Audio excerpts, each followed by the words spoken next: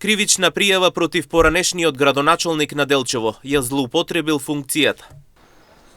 Надворешната канцеларија за криминалистички работи Делчево поднесе кривична пријава против ГТ, 54 годишен од Делчево, поради постоење основи на сомнение за сторено кривично дело, злоупотреба на службената положба и овластување. Пријавениот како градоначалник на општина Делчево во 2023 и во 2024 година склучил два договори за јавни набавки со економскиот оператор од Кочани во вредност од по 236.000 денари и двата со важност од една година, во кој за 7 производи била понудена нереално ниска цена, односно за 12 пати пониско од другите понудувачи.